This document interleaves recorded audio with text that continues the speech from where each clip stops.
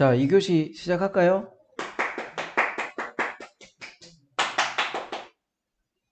준비되셨나요? 네.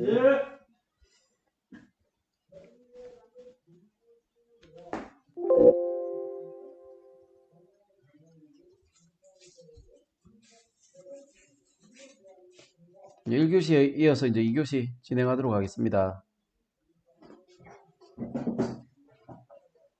자, 인터넷으로 강의한다는 게 참 어려운 것 같아요. 재미도 별로 없고.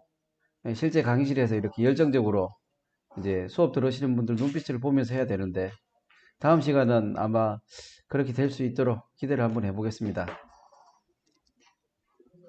자, 법인은 1교시에 이야기했지만, 만든 것 자체만으로도 일단 절세는 세팅이 됐다고 보시면 돼요. 그래서 너무 이렇게 많이 알려고 이렇게 안 하셔도 된다. 그래서 한 번씩 이렇게 이야기하시는 거, 질문하시는 거 보면, 아, 이런 것까지 아셔야 되나? 이런 생각을 한번 해봅니다. 그 에너지를 어디에 집중하셔야 되나요?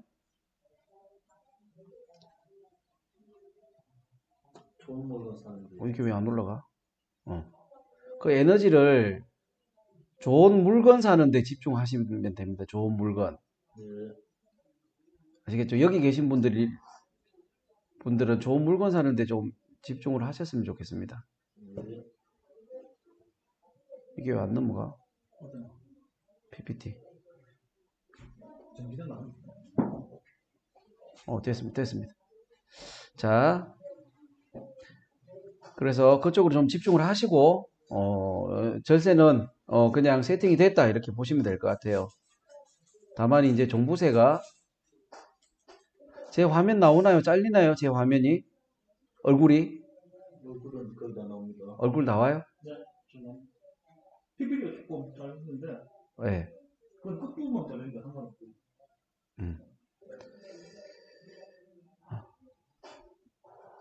그래서 종부세는 이제 어떻게 되냐면, 법인 하나를 만드셔서, 실거래가 제 생각에는 한 10억 정도 이렇게 담으시면 종부세가 나올 거예요.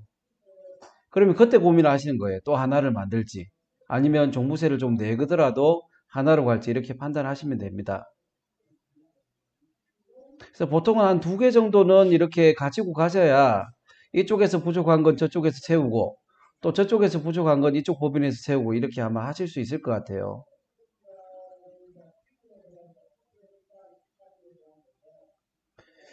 그리고 이제 우리는 뭘 하냐면 12월 말일 날 이런 재무제표를 만들었어요.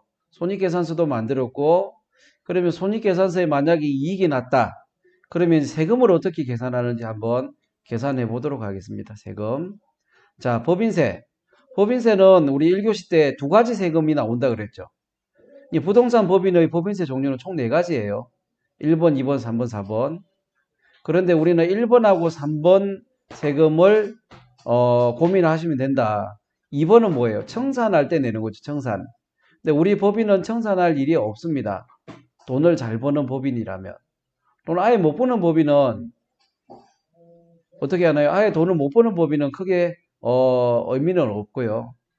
청산을 하셔도 뭐 돈이 없기 때문에 그런 의미는 없는데, 돈을 좀 버는 법인이라면 어떻게 1번하고 3번은 고민을 하셔야 된다. 자, 1번은 각 사업연도 소득에 대한 법인세고요. 3번은 뭐예요? 토지 등 양도 소득에 대한 법인세다. 이 2가지를 우리는 계산을 한다. 이렇게 보시면 되죠. 그래서 법인세의 개념, 우리가 부동산 법인을 통해서 얻으려고 하는 절세 항목은 첫 번째 소득세입니다. 소득세. 법인이 아닌 개인은 뭐예요? 양도소득세라고 하죠. 무지막지한 세금이잖아요. 양도소득세. 그 첫 번째 법인을 만드는 목적이 우리는 소득세였죠. 양도소득세가 단기 매매세율, 즉 55% 세율이 적용되기 때문에 그걸 피하고자 우리는 법인을 만들었다.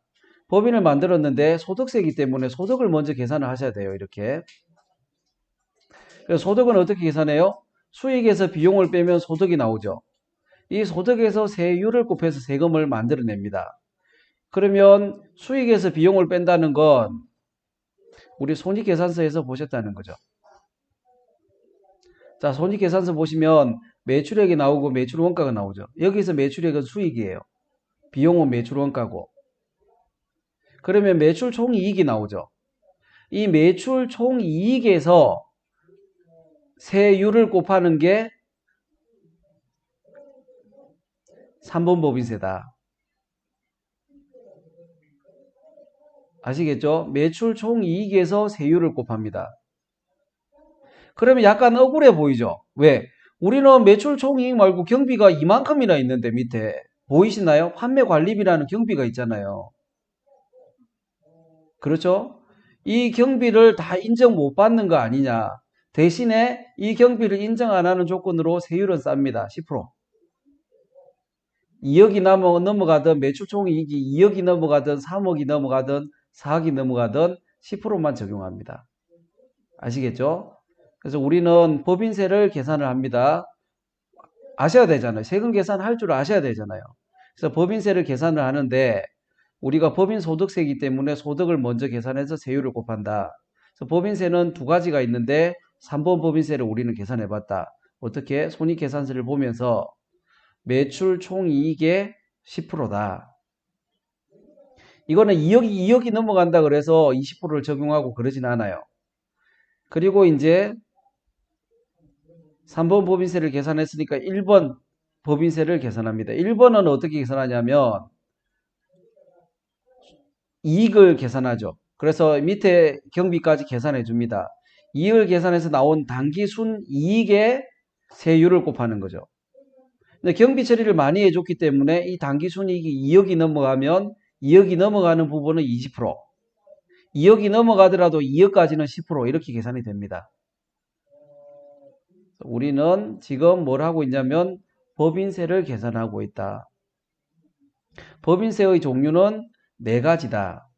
4가지 중에서 우리가 고민해야 될 건 1번 법인세와 3번 법인세이다.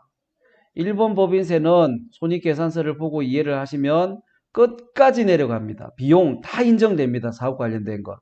사업 관련된 비용 다 차감하고 남는 금액에서 1번 법인세를 계산하는데 비용 처리를 많이 해주기 때문에 2억이 넘어가면 넘어가는 구간은 20%를 곱한다. 그리고 추가 법인세죠. 우리는 추가 법인세라 그럽니다. 3번 법인세를 추가로 과세를 한다. 근데 3번 법인세는 모든 부동산이 다 계산이 되진 않아요. 어떻게? 주택과 비사업용 토지만 3번 법인세가 추가로 나온다. 아파트는요, 이렇게 물어봐요. 아파트도 주택이죠, 주택. 그래서 주택과 토지를 양도할 경우에는 3번 법인세가 한 번 더 나온다, 이렇게 보시면 됩니다.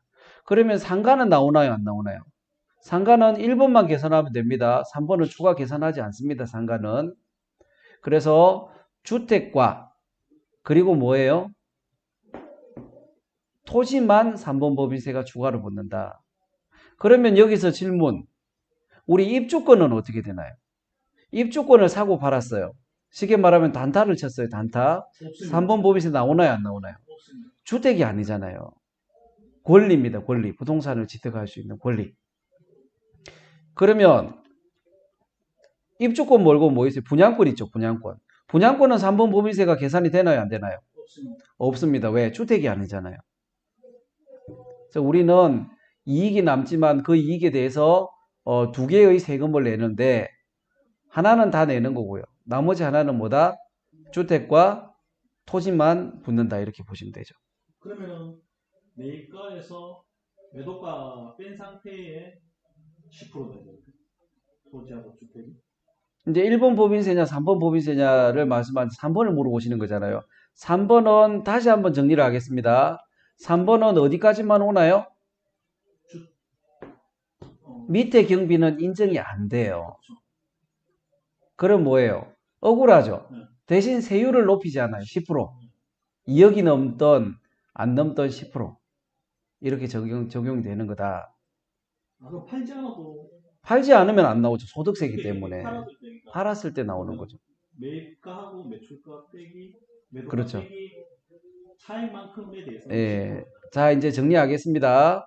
자, 소득세이기 때문에 소득을 먼저 계산해야 되고요. 그리고 세율을 곱합니다. 1번, 3번 다 똑같습니다. 자, 1번 법인세는 계산합니다. 1번 법인세는 주택, 그 다음에 토지 상가, 모든 부동산, 법인에서 발생하는 모든 수익은 다 세금이 발생합니다. 이렇게. 아시겠죠? 그래서 다들 계산을 해서 세율을 곱합니다. 그렇기 때문에 일본 법인세는 수익에서 모든 비용을 빼고 남는 소득 가지고 계산을 합니다. 그래서 일본 법인세를 다시 한번 보면 모든 비용을 다 차감하고 남는 마지막 이익을 가지고 계산을 하는 게 이제 일본 법인세다. 그걸 각 사업연도 소득에 대한 법인세라 그런다. 근데 경비 처리 항목이 많기 때문에 2억이 넘어가면 2억이 넘어가는 부분은 20%다. 아시겠죠? 각 사업연도 소득에 대한 법인세를 우리는 살펴봤고요. 두 번째 이제 궁금한 거 추가 법인세라 그러죠. 추가 법인세. 토지 등 양도 소득에 대한 법인세이다. 추가 법인세가 추가로 나오는 건 뭐하고 뭐만 나온다? 일정한 부동산만 계산 대상이 된다. 일정한 부동산은 뭐냐면 토지하고 주택만 말한다. 대상은 이렇게 나오는데 대상. 주택과 토지를 말한다. 이렇게 되는 거죠. 그래서 추가로 법인세를 부담하는 이유는 뭐냐면 부동산 투기를 방지하기 위해서 이걸 추가로 낸다. 이렇게 보시면 되죠. 그래서 각 사업연도 소득에 대한 법인세는 모든 법인의 소득에 대해서 부과를 합니다. 그런데 토지 등 양도 소득에 대한 법인세는 주택과 비사업용 토지에만 부과를 합니다. 그런 내용이고요. 자, 이렇게 계산을 이렇게 합니다. 토지 등 양도 소득에 대한 법인세는 추가 법인세죠. 추가 법인세는 뭐예요? 그 장부 가액만 계산이 됩니다. 장부 가액. 아파트를 팔았다 그러면 아파트 취득 가액만 빼준다는 거예요. 나머지 관리하고 운영하는 데 들어가는 비용은 빼주지를 않습니다. 그래서 세율은 10%다 이렇게 보시면 되죠. 그러면 법인 소득세를 차라리 그 토지하고 주택을 팔았을 때 20% 정도라고 대략 생각하고 있습니다. 대략 그렇게 보시면 되죠. 일단 이렇게 한번 계산을 해보도록 하겠습니다. 자, 매출액이 우리가 아파트를 팔았는데 5억에 팔았어요. 5억에. 그런데 우리가 사는데 얼마 주고 샀냐면 3억에 샀어요. 그럼 2억 남았죠. 네. 2억 남았는데 판매하고 관리하는데 1억이 들어갔어요. 그럼 2억 남았는데 판매하는데 하고 관리하는데 들어갔으니 1억이 나갔으니까 우리는 최종적으로 1억 남았죠. 네. 1억 남았기 때문에 2억이 안 넘어가니까 10%. 그리고 추가 법인세는 2억에 10% 이렇게 나오는 거죠. 그러면은 취득세는 법인은 취득세 포함해서 취득가액인 건가요? 그렇죠. 여기서 말한 취득가격은 우리 취득세는 그 아파트를 사기 위해서 들어간 거잖아요. 그러면 취득가격에 들어간다는 거죠. 취득가격에 들어가는 것들이 취득세하고 네. 중개수수료 들어갑니다. 그게 해서 네. 법인 그 정부에 기장이 되는 거죠. 그렇죠. 그게 아파트 취득가격으로 들어가는 거죠. 거기에 대해서 취득세를 내는 겁니다. 예. 그래서 법인세는 이렇게 계산이 되는 거고요. 그리고 지금 나오는 내용은 권리는 들어가지 않는다. 추가 법인세는 뭐 그런 내용들을 가지고 왔습니다. 권리는 이제 이러한 내용들이죠. 우리가 권리는 1번 법인세는 계산 대상이 되는데 3번 법인세는 계산 대상이 안 됩니다. 3번 법인세는 경비 인정은 됐죠. 취득가격만 인정되고 판매하고 관리하고 들어가는 거는 차감을 하지는 않는다. 3번 법인세는. 권리는 3번 법인세가 안 붙는다. 이유는 뭐냐면 주택하고 토지만 대상이 되기 때문이다. 이렇게 되는 거죠. 그러한 내용들이다. 이렇게 보시면 되죠. 근데 이제 여기서 하나 짚고 넘어가야 되는 건 그러면 분양권과 조합원 입주권은 3번 법인세는 부과가 안 되죠. 네. 대신 부가가치세는 과세 대상이면 나옵니다. 조합원 입주권이나 분양권도 네, 법인에서 사고 팔면 국민주택 규모 초과는 부가가치세가 나옵니다. 그 임대사업자도 적용 안 되겠네요. 이거는 임대사업자가 혜택이 적용이 안 되니까 권리니까. 예.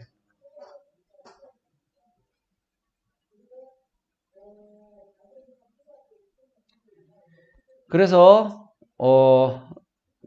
지금까지는 뭘 했냐면 이제 세금 계산, 법인세 세금 계산에 대해서 했다. 예, 그렇게 보시면 될 것 같고요. 그 다음에 이제 관리에 대해서 이제 들어갑니다. 관리. 부동산 법인은 어디서 만드나요? 법원에서 만들어주죠. 법원에서. 법원에서 허가가 나야 됩니다. 법인이잖아요. 인격이잖아요. 법에서 부여한 인격을 법인이라 그런다. 우리가 출생신고를 하면 주민등록번호를 부여하죠. 법인도 똑같습니다. 법원에 출생신고를 합니다. 그러면 법원에서 인격을 부여하면서 주민등록번호인 법인번호를 부여합니다. 그리고 나면 우리 법인은 사업을 하겠습니다. 이러면 신청을 세무서에서 추가로 하셔야 되고요. 사업자 등록증. 그게 이제 사업자 등록증이죠. 그래서 본인이 못하면 법무사 사무실에 의뢰를 하시면 되는 거고요. 자, 지금 호빵 아빠님께서 질문하셨는데 3번 법인세 낸 경우에 관리비에 포함되지는 않나요? 어떤 관리비인지는 잘 모르겠지만 나중에 자세하게 질문을 올려주시면 제가 답변을 드리겠습니다. 관리비는 참고로 3번 법인세 계산할 때 관리비는 차감해 주지는 않습니다. 관리비 다시 한번 가보겠습니다. 우리가 재무제표가 중요한 게 뭐냐면 잘 보세요. 우리는 친숙해져야 돼요. 이 재무제표에. 자, 여기에 뭐라고 나오나요? 판매비와 관리비 이렇게 나오죠. 우리가 아파트를 판매하고 관리하는 데 들어간 비용이에요. 아시겠죠? 예, 위에는 뭐예요? 그죠? 취득하는 데 들어가는 원가가 있을 거고 판매하고 관리하는 데 들어가는 원가가 있을 거예요. 취득하는 데 들어가는 원가는 취득세, 중개사 수수료, 그 다음에 법무사 수수료, 등기 비용 이런 건 취득 비용이죠. 그죠? 그리고 유지하고 관리하는 데 들어간 건 판매 관리비예요. 그래서 취득하는 데 들어가는 걸 이제 우리는 3번 법인세 계산할 때 딱 빼준다. 어떻게 보면 양도소득세 계산할 때하고 비슷한 거죠. 양도소득세 계산할 때도 판매하고 유지하는 데 들어간 비용은 경비 처리를 잘 안 해주잖아요. 그거하고 똑같다.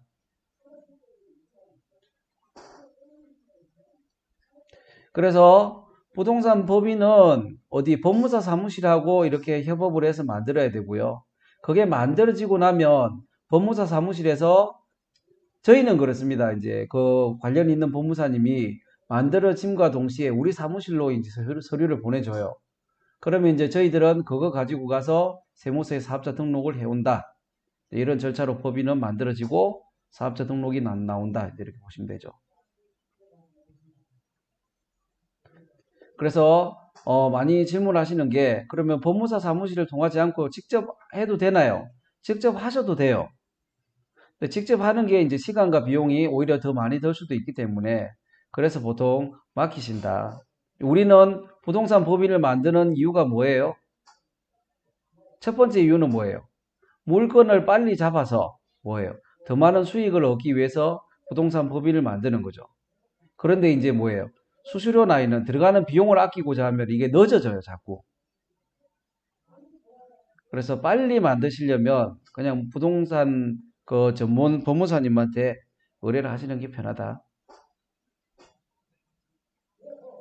그리고 뭐예요? 법인이 만들어지면 법무사 사무실의 업무는 일단 일단을 하게 됩니다. 뭐 추가적으로 법무사한테 의뢰를 해야 되는 부분들이 있겠지만 일단 만들어졌기 때문에 법무사의 영역은 일단 마무리가 되고요. 그리고 나면 뭐예요? 세무사 사무실에서 이제 업무를 맡아보게 돼 있다. 근데 많은 사람들이 궁금해 하세요.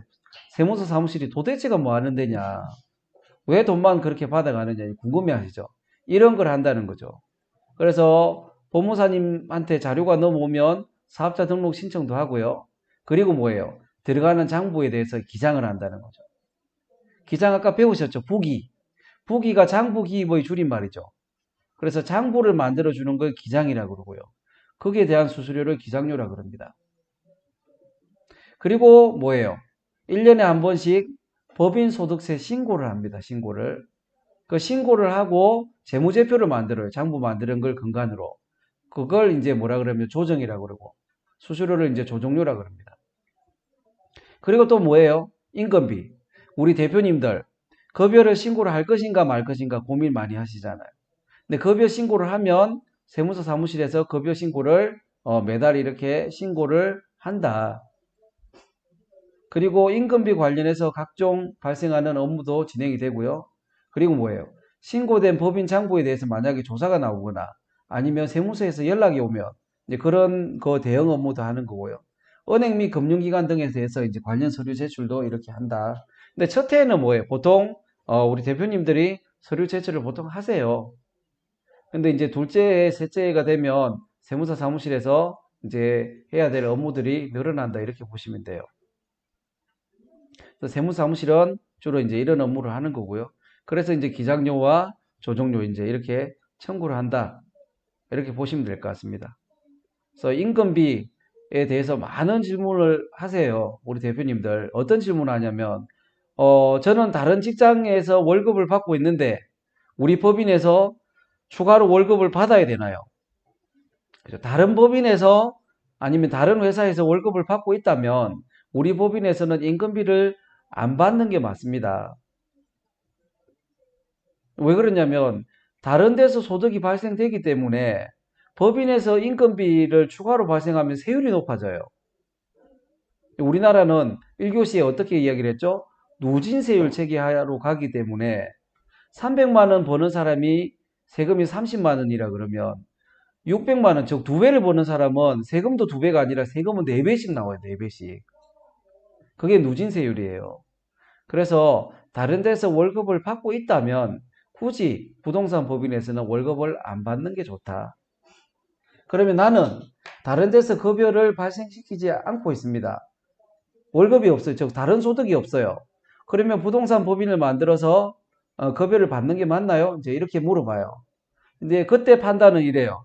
내가 4대 보험이 많이 나오느냐? 즉 뭐예요? 국민연금과 건강보험이 많이 나온다. 그러면 뭐예요? 법인에서 인건비를 좀 작게 설정해 놓는 게 좋아요. 왜냐하면 급여를 설정하지 않으면 지역가입자로 건강보험료하고 국민연금이 부과가 되죠. 그런데 이제 우리 법인에서 급여를 설정해 놓으면 직장가입자로 4대 보험이 부과가 된다는 겁니다. 직장가입자는 급여 기준으로 부과가 되죠. 지역가입자는 재산 기준으로 부과가 되고. 그런데 직장가입자로 전환이 되면, 즉 지역가입자에서 4대 보험료를 굉장히 많이 내고 있었어요. 근데 지역가입자로 전환이 되면 급여 기준으로 건강보험료가 책정이 되기 때문에 급여를 줄여버리면 된다. 그래서 다른 소득이 있다 그러면 굳이 법인에서 급여를 받을 필요가 없고요. 다른 소득이 없는 분들이라 하더라도 4대 보험 문제가 없다 그러면 급여를 발생시키지 않는 것이 좋다. 4대 보험이 부담이 된다 그러면 급여를 발생하는 게 좋다. 이제 그렇게 이야기하면 이런 질문을 해요. 그러면 법인 돈은 언제 빼오나요? 급여를 통해서 빼오려고 했는데 그렇게 하면 안 되는 거 아닌가요? 이제 이렇게 물어보시죠. 자, 우리는 법인에 한동안 돈을 많이 넣어야 돼요. 왜? 돈이 없기 때문에 은행에 대출을 받잖아요. 그 돈이 없는 법인에 급여로서 추가로 빼버리면 더 우리는 힘들어지는 겁니다. 그래서 우리는 계속적으로 법인에 돈을 넣어야 되는 입장이지 법인의 돈을 빼와야 되는 입장은 전혀 아니다. 그래서 욕심 부리지 마시고, 욕심은 언제 부려야 돼요? 1교시 때 했죠. 욕심은 법인의 돈이 얼마 정도 있어야 부려야 돼요? 한 30억 정도는 있어야 욕심을 부릴 필요가 있다. 30억도 없는데 그 돈을 어떻게 빼와야 되느냐 이런 생각 하시면 안 된다는 겁니다. 그러면 뭐예요? 빨리 30억을 모아야 되잖아요. 빨리 30억을 모아야 되는데 월급을 빼오면 30억이 빨리 모입니까? 마이너스. 그렇잖아요. 그죠? 그래서 우리는 빨리 30억을 모으기 위해서는 법인에 있는 돈을 빼고 생각하지 마시고 영혼까지 걸어서 법인에 돈을 넣어서 어떻게 해야 돼요? 물건을 확보를 하셔야 된다. 열정은 그쪽으로 가셔야 된다는 거죠. 그리고 이제 이런 업무는 뭐예요? 세무서 사무실에 맡기라. 근데 이 돈이 아까우면 어떻게 해야 돼요? 직접 하셔야 되잖아요. 직접 하시는 분들도 있어요. 근데 이거 직접 하시면 뭐예요? 물건 잡는데 어떻게 힘들어져요. 지장이 굉장히 많습니다. 그래서 다시 맡기시는 분들도 있어요. 힘들거든요. 그래서 물건을 확보하시는데 집중을 하셔야 된다. 그래서 이제 부동산 세무서 사무실에서 맡기면 부동산에 관한 장부를 만들어 준다 그랬죠. 그 첫 번째가 이제 계정별 원장이다. 과거에는 계정별 원장에 대해서 별로 관심을 안 가지셨어요. 법무사님들도 관심을 안 가지셨고 여러분들도 관심을 안 가지셨다는 거죠. 근데 지금은 뭐예요? 많은 사람들이 관심을 가진다. 그러면 계정별 원장이라는 게 뭐냐? 어떻게 생겼는지 보겠습니다. 자, 이렇게 생겼어요. 계정별 원장은 이거예요. 이 상품이라는 이름을 계정이라고 불러요. 계정. 그죠? 우리는 자동차도 있을 것이고 회사 비품에 그죠? 책상도 있을 것이고 부동산도 있을 것이고 이러한 그 이름을 우리는 계정이라고 불러요. 계정. 그래서 상품이라는 계정에 얼마가 담겨 있느냐 이거죠. 그래서 이제 우리는 회사 이름은 주식회사 가람이라는 거고요. 그죠? 북구에 롯데캐슬 아파트를 샀다는 겁니다. 그걸 샀는데 얼마에 샀어요? 3억 4,200에 샀어요. 그런데 공인중개사 수수료가 500이에요. 그러면 얼마 들었어요? 3억 4,700이 들었죠. 이 금액 기준으로 취득세를 계산합니다. 그러면 취득세를 계산하기 위해서는 뭐 해야 돼요? 계정별 원장이라는 걸 첨부를 해야 돼요. 그런데 이제 공인중개사를 수수료를 꼭 넣어야 되느냐? 저 같으면 안 넣고 그냥 신청을 하겠어요. 그랬다가 이제 반려처분이 되면 미안합니다. 그러고 넣고 하면 되는 거죠. 왜냐? 중개사 수수료가 들어가면 어떻게 돼요? 취득세가 늘어나요. 500만 원에 대한 취득세가 늘어나잖아요. 그렇다고 해서 일부러 빼라는 건 아니에요. 그런데 너무 신경 쓰지 마라. 여기에 대해서. 근데 원칙적으로 넣어야 되죠. 중개사 수수료도 넣고 해서 이 금액 가지고 취득세를 계산을 해서 우리는 업무를 진행해야 된다. 근데 취득세를 안 내면 어떻게 등기가 안 되죠. 등기가 안 될 수가 있어요. 그래서 계정별 원장은 작은 금액이야 뭐 큰 문제가 없겠지만 큰 금액 같은 경우는 등기를 안 받아주면 어떻게 돼요? 대출이 안 나와요. 우리가 등기가 나와야 대출이 동시에 거의 이루어지잖아요. 근데 대출이 안 될 수도 있다. 그래서 굉장히 중요한 장부 중에 하나다. 계정별 원장. 그래서 이제 이렇게 생긴 걸 법무사 사무실에 제출합니다. 법무사 사무실에서는 법인이 취득을 했을 때 뭐 법인 인감증명서와 인감도장과 계정별 원장을 제출해 주십시오. 이렇게 이야기를 한다고요. 계정별 원장은 이렇게 생겼는데 요것도 세무사 사무실에서 만들어준다. 혹시 저기 세무사님 말씀하신 것처럼 그 수수료를 안 넣고 하면요. 네. 나중에 양도하고 할 때 경비 뜨는 거 상관없어요. 그거는 장부가액이잖아요. 장부는 누가 만들어요? 세무사 사무실에서 만들죠. 취득세 낼 때 계정별 원장이 들어가는 거다. 원칙은 중개사 사무실 수수료 들어간다. 근데 이걸 넣어야 되느냐 말아야 되느냐 이걸 가지고 또 단톡방에서 갑론을박이 있어요. 그래서 넣으셔야 돼요. 근데 그런 거 너무 신경 쓰면 뭐예요? 우리 본연의 목적에서 벗어난다. 우리 본연의 목적은 다시 한번 이야기 드리지만 물건을 확보하는 겁니다. 물건을. 절세는 법인을 만들었다는 데서 이미 확보가 됐다. 이렇게 보시면 되죠. 중개사 수수료, 경비 처리 당연히 됩니다. 아시겠죠? 취득세 계산할 때 넣든 안 넣든 뭐예요? 당연히 경비 처리 됩니다. 1번 법인세 계산할 때도 빠지고 3번 법인세 계산할 때도 빠진다. 그래서 넣으시는 게 맞고요. 이게 꼭 들어가야 되느냐 말아야 되느냐. 근데 갑론을박할 필요는 없다. 그렇게 정리를 하면 됩니다. 그리고 금융기관 등의 대출을 관련해서 필요한 회사 장부를 이제 제출할 때 금융기관에서 어떤 이야기를 하냐면 꼭 세무사 사무실 도장을 찍어 오라 그래요. 위조될 수 있는. 위조는 세무사 사무실 도장 찍어도 위조는 될 수가 있습니다. 근데 저는 아직까지 이해가 안 가는 게 도장을 안 찍어 와도 되는 서류도 도장을 꼭 찍어 오라고 이야기를 해요. 누가요? 은행의 시점장님께서 꼭 찍어 오라 그래요. 그래서 세무사무실하고 싸우면 안 돼요. 업무 처리할 때는. 그리고 이제 세무사 사무실에서 지점장한테 설득도 이렇게 해준다. 이거는 뭐 이런 거기 때문에 서류 필요 없다. 근데 혼자 준비하면 꼭 서류를 준비하라 그러면 준비를 해가야 되잖아요. 그렇게 알고 있잖아요. 근데 그렇게 필요 없는 것도 있다. 경우에 따라서. 그렇게 보시면 될 것 같고요. 그리고 정말 급할 경우에 내가 나가 있고 컴퓨터 프린터도 없는데 서류를 지금 바로 보내야 되는 경우가 있다. 그럼 어떻게 해야 돼요? 세무사 사무실에 전화를 하시면 돼요. 전화를 하시면 세무사 사무실에서 대리인으로 국세청 전산망에 들어가서 서류를 뽑아서 제출해 줍니다. 그죠? 그래서 정말 급할 때 이렇게 도움이 되는 이런 데가 세무사 사무실이다. 그렇게 보시면 될 것 같아요. 그래서 이제 그런 고민을 하시는 분도 있죠. 법인을 만들면 직원 채용해야 되는 것 때문에 꼭 직원을 채용해야 될 것 같잖아요. 법인이니까. 개인도 아니고. 그런데 뭐요? 아까 전에 이야기했듯이 서류만 잘 챙겨주시면 되고요. 장부는 어디서 만든다? 세무사 사무실에서 만든다. 그래서 서류만 잘 챙겨주시면 되고 장부 처리하는 부분은 직원을 절대 뽑을 필요가 없다. 그래서 직원 인건비가 어마어마하기 때문에 뽑지 않고 세무사무실을 활용한다 그러면 기장료 자체가 전혀 아까운 금액은 아닐 것 같다. 이렇게 보시면 될 것 같아요. 그래서 아까 이야기한 등기할 때 필요한 계정별 원장 직접 만들어 갈 수도 있습니다. 그래서 잘 보시고 이렇게 해서 딱 이 양식대로 보내주시면 된다.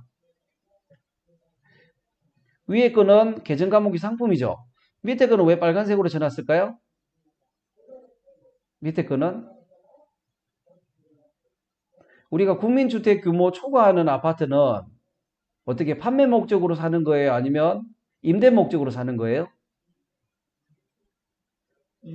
임대 목적으로 사죠. 근데 위에 상품에 넣어버리면 어떤 문제가 생겨요? 임대 목적이 아니라 판매 목적이라는 거 우리가 안내를 해줘버리는 거잖아요. 그죠? 그래서 임대 목적으로 사는 건 계정 과목이 뭐 해야 돼요? 유형자산으로 와야 돼요. 아시겠죠? 재고자산으로 가시면 안 돼요. 요것도 바로 초과되는 주택은 이것도 굉장히 중요한 것 중에 하나다. 그래서 계정별 입장 제출하실 때 상품으로 제출하시면 안 되고, 그죠? 유형자산으로 이렇게 제출하셔야 된다. 그리고 이제 사용계획서, 이거 수도권에 뭐 이렇게 아파트 중에서 수도권 과밀억제권역의 아파트를 사면 이제 이런 이야기를 해요. 사용계획서를 제출하라고 이야기를 하더라고요. 사용계획서는 그냥 이렇게 생겼다고 이것만 보시면 돼요. 그래서 이제 수도권 과밀억제권역의 아파트를 사거나 이러면 법무사 사무실에서 이걸 제출을 요하는 경우도 있다. 제가 봤을 때는 큰 의미는 없어요, 우리는. 근데 이제 중과 대상이 되는 아파트를 우리가 사는 거예요. 취득세 중과 대상이죠. 그런데 임대를 놓기 때문에 중과 대상이 안 돼요, 우리는. 근데 임대를 놓지 않고 우리가 들어가서 직접 살아버리면 산다는 게 뭐 사무실 용도로 이렇게 쓴다면 취득세가 중과됩니다. 그렇기 때문에 그런 용도로 사용하지 않겠다는 뭐 확약서 같은 거죠. 그래서 사용계획서를 제출해 달라 그러면 이런 양식을 가지고 적어 주시면 된다. 근데 지방에는 이런 게 전혀 없죠. 왜? 수도권 과밀억제권역이 아니기 때문에 중과 대상이 아니다. 그래서 우리는 업무 처리할 때 아까와 같이 너무 작은 것, 뭐 취득세 과세 대상에 뭐 공인중개사 수수료를 넣어야 되느냐 말아야 되느냐 이런 것까지 막 신경 쓰면은 제가 보기에는 큰 것을 좀 놓치는 게 있는 것 같아요.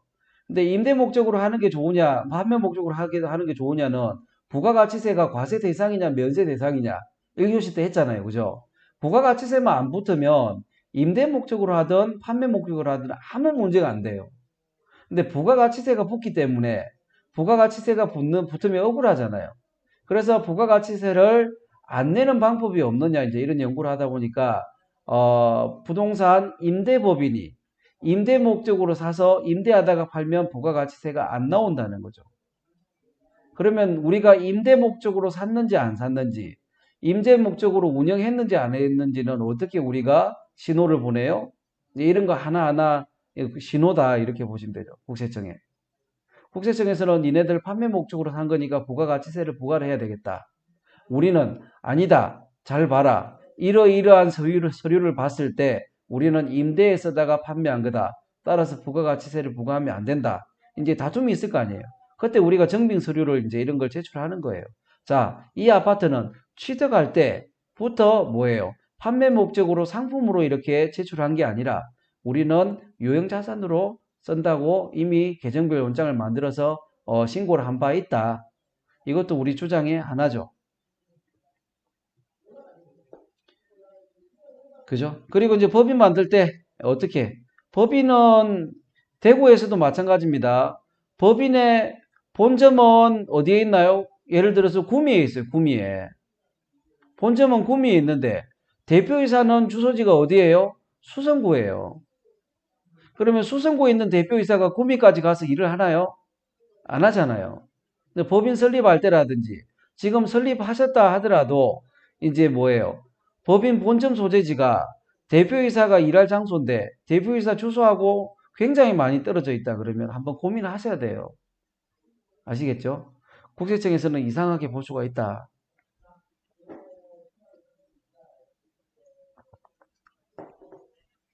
그리고 우리는 본점이 수도권 과밀 억제권역이 아니기 때문에 취득세 중과는 고민 안 하셔도 됩니다. 특히 그 서울에서 강의를 할 때는 굉장히 좀 난감합니다. 왜냐하면 서울은 수도권 과밀 억제권역이고요. 수도권 과밀 억제권역에 본점을 둬버리면 취득세가 중과가 됩니다. 굉장히 비싸요, 취득세가. 그렇기 때문에 아파트를 살 수가 없어요. 수도권 과밀 억제권역 법인들은. 우리는 아닌 게 천만다행이죠, 그죠? 고민 안 하셔도 됩니다. 그래서 법인으로 아파트를 사면 취득세가 굉장히 많이 나온다고 하던데, 그래서 하면 안 된다고 하던데, 그건 우리하고 아무 상관이 없는 이야기예요. 아시겠죠? 그래서 우리는 마음 놓고 법인을 만들어도 된다. 다만 뭐예요? 본점 소재지를 수도권 과밀 억제권역으로 하면 안 됩니다. 대구나 경북이나 이런 데는 수도권 과밀 억제권역이 아니기 때문에 본점 소재지를 정하는데 크게 문제가 없다. 다만 대표이사가 일할 수 있는 장소로 본점 소재지는 정해야 된다. 그렇게 결정을 하셔야 돼요. 그리고 이제 자본금에 대해서 우리는 이해를 하셔야 돼요. 자본금. 1교시 때도 이야기는 했지만 자본금은 뭐냐면 이 그림이 이 모든 것을 말하고 있다. 주주가 기업에 돈을 넣습니다. 돈을 넣는 건 크게 두 가지죠. 하나는 뭐예요? 시작할 때 출자를 하는 거예요. 출자한다는 게 이 그림이죠. 주주가 기업에 돈을 넣고 출자하는 거예요. 빌려준 게 아니에요. 넣고 대신 뭘 받아오는 거예요? 주식을 받아오는 거예요. 이럴 때 이걸 자본금이라 그래요. 근데 빌려주는 건 자본금이라고 하지 않습니다. 대출이라 그러지. 그래서 빌려줄 수도 있고 출자를 할 수도 있고 출자를 한 걸 우리는 자본금이라 그럽니다. 자본금. 자본금이란 주식회사를 설립할 때 투자자들 즉 주주죠. 투자자들이 투자를 한 금액이에요. 투자는 뭐예요? 날릴 수도 있다는 거죠. 원금을 못 받을 수도 있다. 이자도 못 받을 수 있다. 돈을 못 벌면 아무것도 못 받을 수 있다. 투자한 거예요. 투자. 투자를 했을 때 우리는 자본금이라고 부릅니다. 자본금. 그래서 이제 우리 여기 재무상태표에 보면 자본금이라는 게 5천만 원 정도 나오죠. 가운데. 가운데 나오죠. 이게 이제 자본금으로 간다. 그래서 자본금이라는 건 우리가 설립할 때 딱 이렇게 못을 박아 놓는 거예요. 그래서 1교시 때 생각이 안 나시겠지만 1교시 때 그런 이야기를 했다. 그럼 우리가 5천만 원을 투자를 하면 주주가 5천만 원을 넣었어요. 주식은 몇 주 받아와요? 모르죠. 한 주에 얼마짜리인데 그러면 몇 주를 줘야 되겠네. 이제 이런 결과를 도출하잖아요. 그래서 한 주당 금액을 우리는 계산을 해야 몇 주인지를 우리는 알 수 있다. 그래서 한 주의 금액은 보통 5천 원이나 만 원 이렇게 정하시면 됩니다. 아무 의미가 없는 거예요. 그냥 주식 수를 결정하기 위해서 하는 거예요. 그래서 법인은 주주에게 5천만 원을 받았어요. 5천만 원을 받았는데 주식을 줘야 되잖아요. 그럼 한 주에 5천 원짜리면 만 주를 주면 되죠. 한 주에 만 원짜리면 5천 주를 주면 되고 이거 주식을 줘야 되는데 몇 주를 줘야 되느냐를 결정하는 기준이에요. 그리고 아까 전에 이야기했듯이 설립 시에 자본금은 작을수록 좋은가요? 많을수록 좋은가요? 이야기를 했죠. 자, 우리는 법인을 만들어야 되잖아요. 법인 만들면 법인의 장점인 게 뭐예요? 대출 나오는 거잖아요. 그럼 대출을 받아서 빨리 사야 되잖아요. 그죠? 그러면 대출 목적으로는 자본금이 많아야 좋아요? 작아야 좋아요? 많아야 좋습니다. 근데 이제 무작정 많을 수는 없잖아요. 그래서 기준금액이라는 게 5천만 원 정도 된다. 5천만 원이라는 게 많다 작다 기준이 아니라 은행 지점장님들이 요 정도는 돼야 되지 않겠냐 하는 기준이 5천만 원인 거예요. 그렇죠. 조정 대상 지역이냐 비조정 대상 지역이냐 이게 중요한 건 아니에요. 세금은 동일해요. 근데 중요한 건 대출이 나오느냐 안 나오느냐에 따라서 문제가 되는 겁니다. 토지불패님이 질문을 올리셔서 제가 답을 드리는 거거든요. 근데 이제 비조정 지역이면 법인 만들면 80% 정도까지 대출이 나와요. 아니에요. 조정지역에도 할 수 있어요. 돈만 있으면. 은행 눈치만 안 봐도 되면. 아시겠죠? 근데 제가 얼핏 물어봤는데 서울 강남에는 40% 정도까지 대출이 된다고 하더라고요. 그래서 아직까지 대출이 막힌 건 아니기 때문에 잘 알아보시면 충분히 대출은 받을 수 있다. 그래서 우리는 뼛속까지 뭘 해야 된다? 대출 위주로 우리는 법인을 운영을 해야 된다. 그래서 좋은 물건을 사서 많이 남으면 어떻게 법인으로 세팅을 했기 때문에 절세는 이미 확보를 했다 이렇게 보셔야 될 것 같아요. 그래서 자본금 개념 했었고요. 그리고 일주 금액 했었고요. 법인 설립 시 최초 자본금은 작으면 좋다고 주장하시는 분들이 있지만 이런 거 하면 나중에 투자하는데 큰 걸림돌이 있을 수 있다. 그래서 채권자 때문에 은행 때문에 우리는 자본금을 그래도 5천만 원 정도 하는 게 좋다. 근데 기준이라는 거죠. 5천만 원이 기준이다. 그럼 우리는 법인은 5천만 원을 가지고 출발을 했잖아요. 그죠? 5천만 원 가지고 출발을 했기 때문에 우리는 장부에 5천만 원 이렇게 돼 있죠. 장부에 자본금 5천만 원 돼 있죠. 근데 이 회사는 자본금 5천만 원이고 그 다음에 남의 돈은 얼마예요? 8억 8,100만 원이잖아요. 그건 9억 돈 되잖아요. 이게 이제 돈을 이렇게 마련을 했어. 내 돈 5천만 원과 남의 돈 9억을 우리는 가지고 시작을 했기 때문에 그죠? 이거 가지고 시작을 했어요. 그리고 이 돈을 어떻게 활용했어요? 이렇게 활용했잖아. 어떻게? 건물에 투자를 하고 그리고 선거금은 왜 계약금이에요. 계약금. 이 회사는 지금 계약해 놓은 게 하나 더 있어. 미리 준 돈이잖아요. 선급한 돈. 이건 뭐예요? 물건을 가지고 오기 전에 계약금 걸어 놓은 거예요. 건 9억 정도가 이렇게 투입이 돼 있잖아요. 그래서 이 흐름을 보여주는 거예요. 이 회사는 자본금 내 돈은 얼마고 남의 돈은 얼마고 이 돈 모아서 여기에 투자를 해놨구나. 이제 이걸 이야기를 하는 거죠. 그래서 가수금이라는 건 뭐예요? 여기서 주임종 단기 채무를 말하는 거죠. 빌려온 돈. 빌려온 돈 중에서 누구한테 빌려온 돈? 주주나 임원이나 종업원에게 빌려온 돈. 이걸 가수금이라 그런다. 그러면 가수금이 많으면 많을수록 좋은가요? 안 좋은가요? 안 좋습니다. 안 좋아요? 세무서에서는 좋아할까요? 안 좋아할까요? 가수금이 많으면 많을수록 세무서에서는 어떤 반응을 일으킬까요? 굉장히 중요한 개념이에요. 자, 답변하실 수 있으면 답변하시는 게 좋습니다. 자, 가수금이 많다. 은행에서는 좋아할까요? 안 좋아할까요? 은행에서도 안 좋아하죠. 왜? 아쉬울 게 없는 회사니까. 그러면 세무서에서는 좋아할까요? 안 좋아할까요? 좋아하죠. 세무조사를 할 수 있습니다. 그렇죠. 그게 이제 똑같은 말이지만 세무서에서는 세무조사가 나올 수 있어요. 가수금이 많으면. 그죠? 왜 세무서에서는 세무조사가 나올 수 있나요? 이 돈 누가 넣었어요? 주주, 대표이사. 그죠? 주주나 대표이사나 주주가 넣었을 거 아니에요. 5억을. 이 돈은 어디서 났는지를 보러 오는 거예요. 이게 돈 세탁을 하는 도구로서 쓰이거든요. 집에 금고가 5억이 있어. 금고에 5억.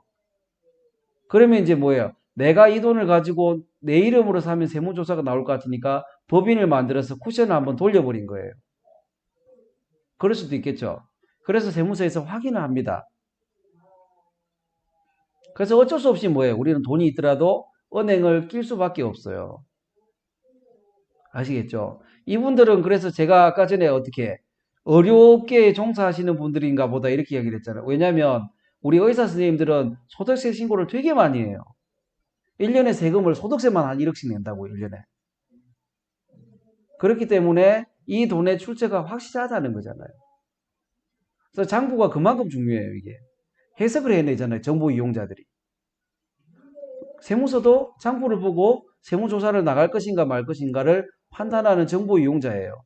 은행도 대출을 내줄 것인가 말 것인가를 판단하는 정보 이용자이고요. 경영자도 이 재무제표 가지고 대출이 나올 것인가 안 나올 것인가를 판단하는 굉장히 중요한 장부가 되는 거다. 그래서 우리는 이 장부의 중요성을 잘 아셔야 되고 가수금은 많으면 많을수록 자금 출처에 대해서 조사가 나올 수도 있다. 자, 이렇게 된 거죠. 자본금 5천만 원, 아파트 매매 대금 5억, 전세 자금 3억. 그럼 부족 자금 얼마예요? 아파트 5억짜리를 사는데 2억. 그 전세 자금 3억이 2억 들어가죠. 2억. 2억인데 자본금 5천만 원 있으니까 법인 돈으로 해결하고 나머지는 뭐예요? 대표이사에게 빌려야죠. 은행에서 안 나오면. 그죠? 근데 은행에서 나오면 굳이 대표이사가 넣을 필요가 있을까요? 없을까요? 이자 때문에. 그죠? 근데 중요한 거는 이자를 우리는 두려워하지 않잖아요. 대출이 나오느냐 안 나오느냐를 우리는 두려워하는 거고. 그럼 뭐예요? 은행에서 대출 받으면 우리는 가수금 넣을 걸 우리 손에 수정해 또 가지고 있죠. 하나 더 사러 갈 수 있잖아요. 그죠? 그래서 가수금의 의미는 법인 입장에서는 돈이 은행에서 대출이 안 되기 때문에 빌려오는 개념이지 더도 덜도 아니다. 법인 입장에서는 은행에 빌리면 우리는 대출금이라 그러고 대표이사에게 빌리면 가수금이라고 합니다. 이게 큰 차이가 없다. 법인 입장에서는. 단 깨끗한 돈이면. 그죠? 그래서 가수금을 굉장히 어려워하세요. 개념을. 그냥 뭐예요? 법인 입장에서는 빌린 돈이에요. 네, 은행에서 빌린 돈이 아니다. 이제 이렇게 되는 거죠. 아시겠죠? 그래서 장부를 만들 때 어떻게 하냐면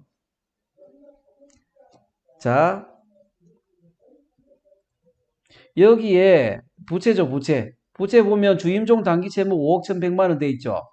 저거를 가수금이라고 안 하고 그냥 대여 우리는 뭐예요? 차입금 이렇게 적어버려요. 차입금. 가수금 적으면 왠지 어감이 안 좋죠. 세무서에서 꼭 나올 것 같고. 그럼 뭐예요? 단기 차입금 이렇게 적어놔요. 아시겠죠? 단기 차입금이 아니면 장기 차입금 이렇게 적어놓겠죠. 그러면 가수금보다는 어감은 굉장히 좋아지잖아요. 그렇죠? 그래서 저 계정 과목 이름이라는 건 크게 중요하지 않다. 부채냐 아니냐 이거지. 그래서 가수금이라는 걸 다시 한번 정리하면 법인 입장에서는 뭐예요? 부채예요, 부채. 은행에서 빌려오느냐, 대표이사에게 빌려오느냐 그 차이지. 그냥 부채다. 어려워할 필요가 없다. 전혀 없다. 근데 은행에서 돈을 빌리면 이자 나가죠. 근데 대표이사한테서 돈을 빌리면 이자를 줘야 되죠. 원칙적으로는 줘야 됩니다. 주면 법인에서 경비 처리되잖아요. 그렇죠? 그런데 받아가는 사람은 이자 소득세를 내야 돼요. 받아가는 금액의 27.5%를 내야 됩니다. 그죠? 그럼 뭐예요? 내 법인에서 내가 이자를 받아와요. 근데 받는 금액의 27.5%를 세금을 내면 우리는 이자를 받고 싶어요? 안 받고 싶어요? 세금을 내가면서. 자, 법인은 우리가 돈을 넣어야 되는 대상이지 돈을 빼오는 대상이 아니죠. 그죠? 그럼 뭐예요? 이자를 받아야 돼요? 안 받아야 돼요? 그래서 이자를 안 받는 거다. 원래는 주고 받아야 됩니다. 그런데 뭐예요? 괜히 받았다가 27.5% 세금 내는 거 그냥 안 받겠다 이거예요. 세무서에서 아직까지 건들지는 않는다 이 부분을. 그렇게 보시면 되죠. 그리고 이제 주주 한번 보겠습니다. 주주. 주주는 어떤 의미예요? 법인의 입장에서? 주인입니다. 주인. 그 주주에서 주자가 있잖아요. 주인이에요. 그냥 주인이 아니라 강조하잖아요. 주주. 그 주주는 주인입니다. 주인. 주인은 어떻게 우리는 증명을 해요? 주주 명부라는 게 있어요. 우리 회사 주인들이다. 이렇게. 주주 명부는 이제 이렇게 만들어져요. 그래서 주인 리스트가 나오는 겁니다. 이렇게. 그래서 대표이사가 도장을 찍어줘요. 맞다. 우리 회사 주인 맞다. 그 대표자는 주인 아니잖아. 일하는 모섬이잖아요. 모섬. 그래서 주인이다. 주인이 되려면 어떻게 해야 돼요? 돈을 넣어야 되죠. 돈을 태워야 된다. 회사가 1억인데 5천만 원 넣은 사람은 10% 주인이에요. 5천만 원 넣은 사람은 50% 주인이고요. 자, 그래서 부동산 법인을 만들 때 주주를 어떻게 해야 되느냐? 상황에 따라 틀립니다. 상황에 따라서. 자, 상속세 증여세를 줄이려면 가족들을 넣으시는 게 좋아요. 아시겠죠? 자녀분들 미성년자라도 내가 상속세가 걱정이 된다, 증여세가 걱정이 된다 그러면 가족법인으로 가시는 게 좋아요. 그런데 투자를 신속 정확하게 받겠다 그러면 1인 법인이 좋아요. 아시겠죠? 그런데 여기서 1인 법인은 중요한 거는 굉장히 신속하게 만들겠다는 대출을 받겠다는 의지이고요. 보통은 이런 경우도 나옵니다. 예를 들어서 이제 우리 그 주식회사 절세 1교시 때 설명을 했죠. 제 법인 이름은 절세입니다. 절세. 탈세를 하지 않겠다는 강력한 신호를 국세청에 보내고 있다. 그리고 그 절세의 주주는 어떻게 돼 있냐면 미성년자인 자녀 둘이 그 다음에 어머니 이렇게 어머니가 40%고요. 자녀 30% 30% 해서 이렇게 100%를 세팅을 했다는 거죠. 그래서 주주 명부를 보면 어떻게 엄마가 40%를 가지고 있고요. 자녀 1이 30%, 자녀 2가 30% 해서 이렇게 100%를 만들었다. 그래도 대출 받는 데는 문제가 없다. 전혀 문제가 없다. 왜? 주식을 제일 많이 가지고 있는 분이 성년이고 소득이 있기 때문에 문제는 없다. 그런데 이제 그래도 나는 대출 목적으로 1인 법인으로 가겠다 그러면 1인으로 가셔도 돼요. 근데 저는 추천을 하지는 않습니다. 왜? 최대 주주이기만 하면 됩니다. 아시겠죠? 근데 서류도 조금 까다롭기는 하고 그래요. 그래서 안 좋아하는 은행도 있다. 1인 법인을 더 선호하는 은행들도 있다. 참고하시면 될 것 같고요. 그리고 이제 주주의 지분 비율 보셨죠? 그래서 최대 주주가 미성년자이면 대출은 안 나온다 이렇게 보시면 돼요. 최대 주주는 뭐예요? 50% 넘어야 최대 주주인가요? 아니죠. 그거는 과점주주라고 하는 거고요. 최대 주주는 뭐예요? 줄을 세웁니다. 10명이면 10명 줄을 쭉 세워요. 그 중에 주식을 가장 많이 가지고 있는 사람을 최대 주주라고 합니다. 아시겠죠? 그럼 뭐예요? 나는 어떻게 A 회사의 주식을 3%를 가지고 있는데 최대 주주가 될 수 있어요. 왜? 모든 사람들이 3%가 안 돼. 주식. 그럼 나는 3%만 가지고 있어도 최대 주주가 된다. 그래서 최대 주주가 미성년자가 아니면 대출 받는 데는 문제가 없다. 다만 서류가 조금 복잡해질 뿐이다. 이렇게 보시면 돼요. 그래서 상속세, 증여세가 고민이 된다. 그러면 뭐예요? 주주 구성을 가족들로 해서 하시는 게 좋다. 그런데 반대로 뒤집어 놓고 말하면 상속세, 증여세 걱정 안 하실 거면 부동산 투자를 하시는 게 아니다. 부동산 투자 하나만 잘 하셔도 상속세가 나와요. 그래서 상속세, 증여세는 항상 고민을 하셔야 된다. 고로 제가 추천하는 주주 구성은 자녀분들을 넣으시는 게 맞다. 근데 그냥 넣으시면 안 되죠. 자녀분들한테 돈을 증여를 해서 자녀분들도 같이 어떻게 법인 만드는데 참여를 하셔야 된다. 이렇게. 아시겠죠? 주주가 여기 3명이잖아요. 잘 보세요. 어른 1명에 뒤에 얼굴이 없는 미성년자 2명. 이렇게 되는 거잖아요. 그럼 뭐예요? 미성년자에게 정상적으로 정여를 하시고요. 그리고 그 미성년자도 같이 법인에 투자를 하셔야 된다. 참고로 저희 딸 2명은 할아버지 할머니한테 정여를 받았어요. 실제 할아버지 할머니 통장에서 돈이 넘어왔고요. 정여세 신고했고요. 그리고 어떻게 그 돈을 가지고 출자를 해서 어떻게 주식을 받았다. 이렇게 정상적으로 진행을 했었다는 걸 이야기 드리고 싶습니다. 그리고 주주수는 1인 주주가 많으면 좋은가요? 주주수 많으면 좋은지는 대출 목적으로 우리가 봤다는 거죠. 1인 법인이 좋으냐 가족 법인이 좋으냐. 그래서 밑에 가족 법인은 어떻게 상속세 증여세까지 같이 절세를 세팅하는 거다. 그러면 1인 법인은 어떻게 상속세 증여세는 절세 세팅이 안 됩니다. 1인 법인은. 아시겠죠? 취득세, 법인을 만들면 취득세와 재산세와 종부세와 양도소득세는 분명히 절세가 됩니다. 1인 법인. 법인이 1인 법인이든 가족 법인이든 취득세, 재산세, 종부세, 양도소득세는 세팅을 했지만 중요한 건 뭐예요? 상속세, 증여세까지 세팅을 하려면 가족 법인을 하셔야 되는 게 맞다. 그리고 현재 1인 법인일 경우 주식을 자녀에게 정여를 하면 됩니다. 아시겠죠?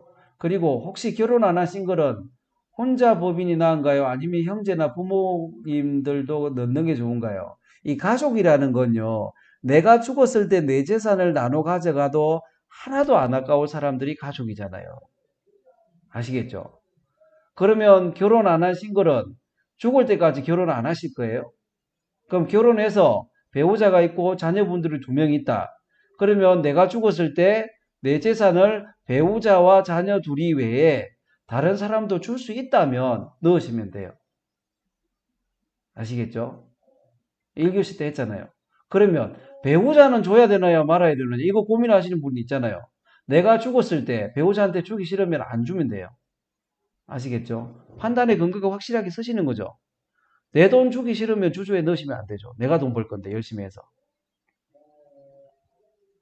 그래서 내가 죽었을 때 내 재산을 가져가도 하나도 아깝지 않다. 그럼 주주로 넣어주시면 돼요. 근데 그렇게 이야기하니까 배우자는 빼시더라고, 넣었다가. 그죠? 잘 판단하시면 돼요. 그럼 뭐 문제 없습니다. 근데 배우자하고 이혼 안 하고 계속 잘 살면 어떻게 하나요? 그럼 뭐예요? 10년에 6억씩 주면 되잖아요. 그렇지 않나요? 배우자는 주주에 안 넣었다가 내가 30억 모이면 배우자한테 6억을 주면 돼요. 왜? 10년 동안 6억의 증여세가 없거든요. 그럼 또 10년이 지나면 또 6억 또 주면 되잖아요. 6억 주고 밥도 내가 얻어먹고 이렇게 하면 되잖아요. 그죠? 그래서 10년에 6억은 줄 수 있으니까 배우자는 안 넣었다가 그리고 뭐예요? 10년에 한 번씩 받아오면 된다. 그래서 주식회사 절세의 주주는 제가 없다. 아시겠죠? 저는 저희 배우자가 30억이 모이는 순간 10년에 6억을 받아올 거다, 정해로. 아시겠죠? 그래서 굉장히 잘 보이고 있다, 지금. 선물도 막 사주고 이렇게 하고 있습니다. 그래서 그 기준으로 주주는 잡는 겁니다. 다만, 다시 한번 정리를 하면, 이제 어떻게 되냐면, 1인 법인은, 절세 세팅이 상속세, 증여세까지는 가지는 않는다. 그 기준으로 주주를 세팅을 하면 되고요. 그리고 법인을 만드는데 주식 비율을 50%를 초과하면 안 된다고 자꾸 이야기하시는 분들이 있어요. 이게 뭐예요? 과점주주가 돼서는 안 된다 이렇게 이야기를 하죠. 과점주주라 하면 50% 초과되는 주식을 가지고 있는 거예요. 아시겠죠? 그래서 옛날에 법인을 만들어서 부채를 막 땡겨서 다 쓰고 마음껏 쓰고 도망가시는 분들은 이렇게 했어요. 주식 보유 비율을 50%를 초과를 안 했어요. 근데 50% 초과해도 뭐예요? 은행 대출은 우리가 안 갚아도 돼요. 아시겠죠? 그게 이제 주식회사니까. 유한회사잖아요. 그래서 주식 보유 비율을 50%를 초과해서는 안 된다는 말은 옛날 말이에요. 옛날 말. 오히려 지금은 뭐예요? 100%다 가지고 가셔야 돼요. 근데 여기에 주식 보유 비율은 뭐예요? 가족 합산해서 50%가 되느냐 안 되느냐예요. 그래서 아버지 30, 어머니 30, 아들 20, 딸 20. 이렇게 하면 그 누구도 50% 초과 안 됐잖아요. 안심하고 있는 거예요. 근데 가족 단위로 보면 100%다 가지고 있는 거잖아요. 50%를 이미 초과했다. 근데 이제 왜 이게 이제 이야기가 나올까요? 50%를 초과해서는 된다, 안 된다. 이게 이제 과점주주의 간주취득세라는 거예요. 아시겠죠? 과점주주라는 말은 뭐냐면 그 법인의 주인이라는 거예요, 주인. 아시겠죠? 그래서 누군가가 50%를 가지고 있다가 한 주를 더 샀다. 그럼 그 법인의 주인으로 등극을 하는 겁니다. 그러면 그 법인의 주인이 바뀐다는 거죠. 주인이 바뀌면 그 법인이 가지고 있는 부동산의 주인도 바뀐다는 결과가 되잖아요. 그러면 취득세를 한번 더 내야 돼요. 그래서 과점주주가 무서운 거예요. 그래서 처음 설립할 때부터 100%를 가족끼리 가지고 있었으면 아무 문제가 안 돼요. 근데 어떤 게 제일 문제가 되냐면 이런 거죠. 남의 말 듣고 50%를 초과하면 안 되니까 나는 49%만 가지고 가시는 거예요. 그리고 친구한테 부탁을 합니다. 51% 중에 31%는 남자친구한테 부탁을 하고 나머지 20%는 여자친구한테 부탁을 해서 100%를 세팅을 해 놓는다는 거죠. 그럼 나는 49%만 가지고 가잖아요. 그럼 나는 법인의 주인이 아니야. 그런데 어떻게? 친구들하고 싸웠어. 부동산 한 100억 정도 보유를 했어요. 그 상태에서 친구들하고 싸웠어. 남자친구 주식 32%를 내가 인수를 해야 돼. 그럼 어떻게? 나는 49%에서 주식을 추가로 인수했기 때문에 어떻게 과점주주가 돼버리죠. 그럼 어떻게 해요? 취득세를 한 번 더 내야 된다. 그래서 여기서 조심하셔야 될 게 법인 만들 때 그냥 100%로 세팅하시면 됩니다. 아시겠죠? 그런데 이 과점주주가 무서워서 49%만 가지고 있으면 나중에 큰일 날 수 있다. 그래서 이제 정하는 겁니다. 이제 법인 만들 때 우리 가족 주식 합산해서 우리는 100%를 다 가지고 가셔야 돼요. 51%면 되나요? 51%면 추가 취득분에 대해서 취득세가 나와요. 아, 즉 처음에 51%를 세팅했다가 추가로 나중에 내가 9%를 더 취득을 해요. 그럼 뭐예요? 9%는 법인이 가지고 있는 부동산에서 취득세를 계산해서 9%를 더 내야 돼요. 그래서 우리는 부동산 법인이기 때문에 반드시 처음에 시작할 때부터 100%를 세팅을 해놓고 가야 되지. 이제 이런 이야기 때문에 하시면 안 됩니다. 그럼 도망갈 때 어떻게 도망가느냐? 우리는 도망갈 이유가 없어요. 아시겠죠? 세금만 안 떼먹으면 돼요. 근데 우리는 세금을 떼먹을 생각도 없다. 그렇기 때문에 무조건 정리하세요. 우리는 가족끼리 100%를 세팅해 놓고 간다. 그래서 이런 이야기는 절대 들으면 안 됩니다. 그래서 이야기를 하는 겁니다. 그죠? 50% 초과 시에는 어떻게? 법인의 주인이 완전히 바뀌는 거예요. 그래서 취득세를 한번 더 낼 수 있다. 그래서 법인이 보유하고 있는 부동산의 취득세를 계산해서 우리 주식 보유 비율만큼 한 번 더 내야 됩니다. 아시겠죠? 그래서 반드시 처음에 우리는 세팅을 그렇게 해놓고 가야 된다. 그 내용이에요. 그래서 관심이 있으신 분들은 책의 내용을 보시면 되는데, 관심이 뭐 별로 필요 없으신 분들은 그냥 100%를 우리 가족끼리 세팅을 해놓고 가겠다. 그러면 간주 취득세 문제가 전혀 발생하지 않는다.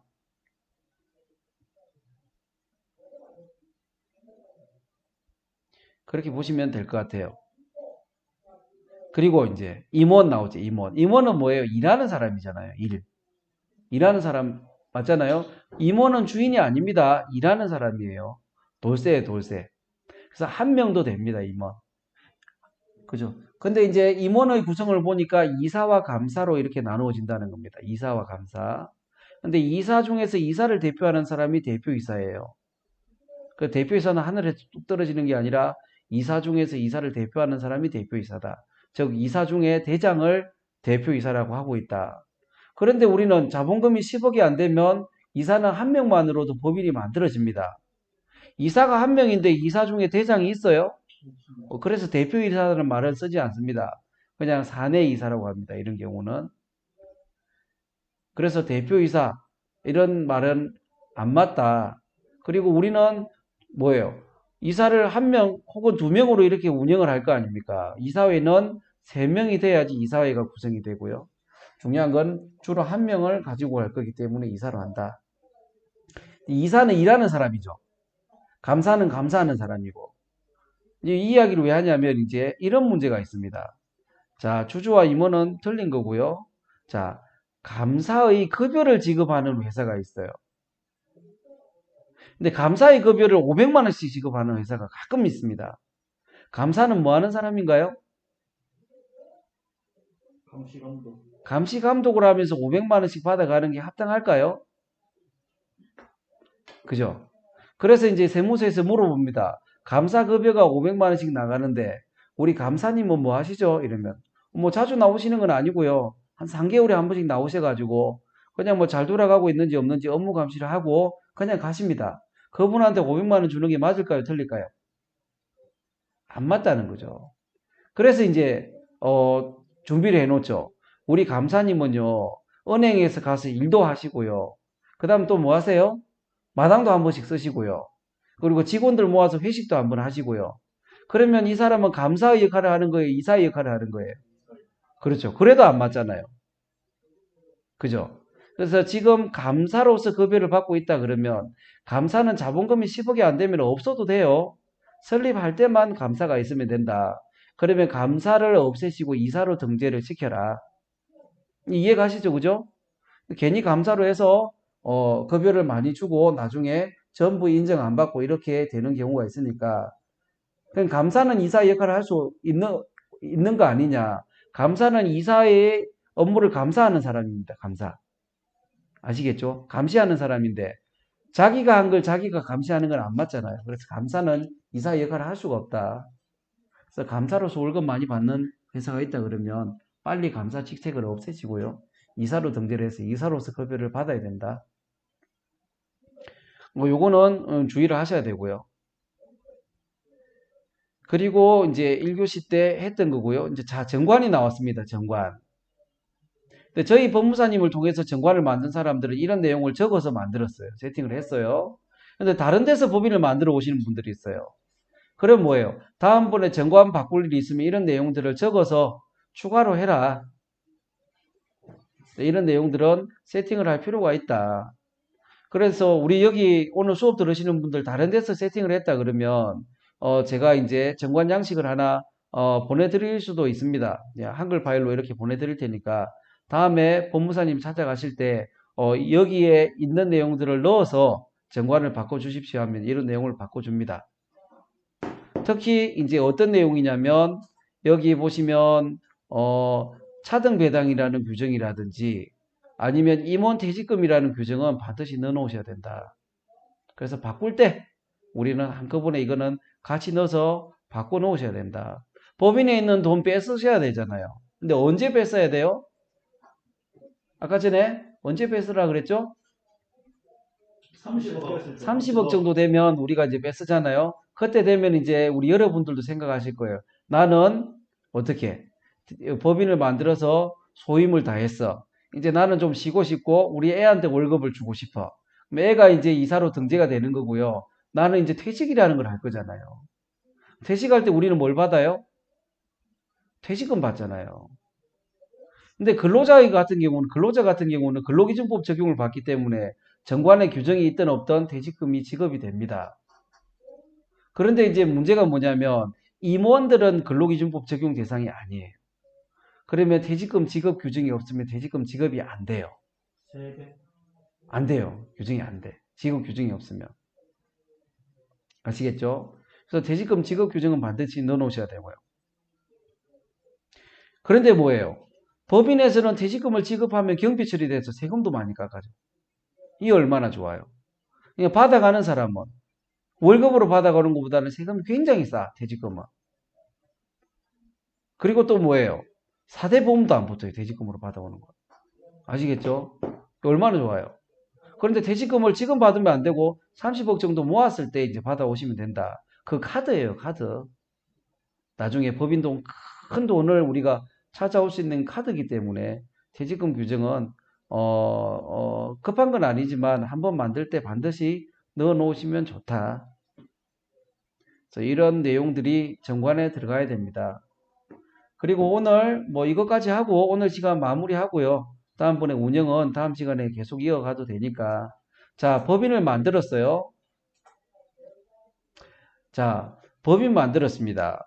법인 만들면 우리 이제 부동산을 이제 사모으기 시작하잖아요. 그러면 대출이 잘 나오는 은행을 선택을 해서 그래서 그 은행에서 대출을 받습니다. 그럼 우리는 부동산을 취득을 하는 거죠. 근데 부동산을 하나 취득할 때마다 우리는 뭐예요? 지점이 생기는 거예요, 지점. 지점이 생기면 우리는 뭘 해야 돼요? 지점 사업자 등록을 해야 됩니다. 그 지점 사업자 등록을 하려면 어떻게 해야 되나요? 지점 사업자 등록을 하러 가면 이제 세무사 사무실에서 이제 이렇게 쳐다봐요. 서류 더 없습니까? 이제 이렇게 물어봐요.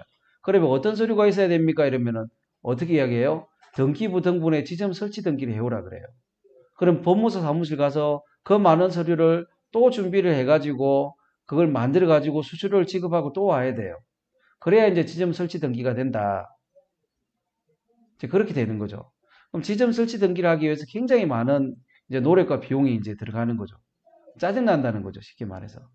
이런 서류도 이제 있어야 돼요. 그죠? 근데 이제 어떻게 되냐면 사업자 단위 과세라고 있어요. 사업자 단위 과세. 그래서 사업자 단위 과세를 하면 이제 좋은 건 뭐냐면 지점 설치 등기를 안 하고 가도 해준다. 그래서 사업자 단위 과세를 신청을 해야 되는데 사업자 단위 과세는 언제 신청을 해야 되냐면 임대 개시일로부터 20일 이내에 신고를 해야 됩니다. 임대 개시일 이내에. 반드시 세무사 사무실에 이야기를 하셔야 됩니다. 내가 잔금을 치렀기 때문에 잔금 치르고 나면 임대가 개시가 되잖아요.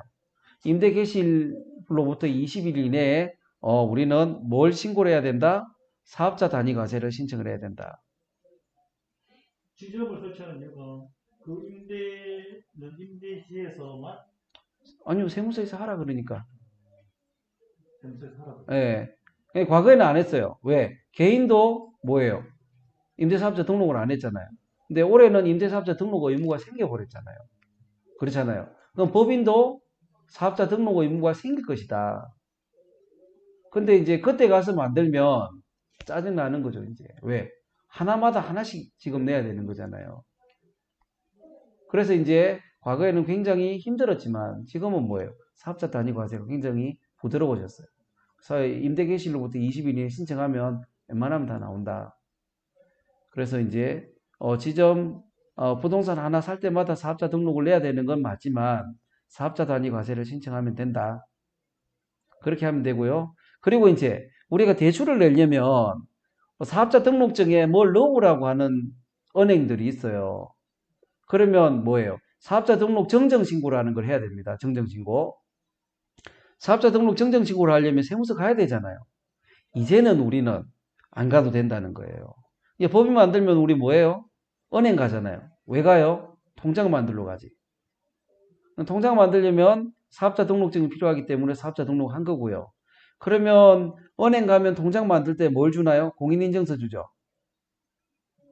공인인증서를 설치를 하면 그거 가지고 이제 우리는 뭐예요?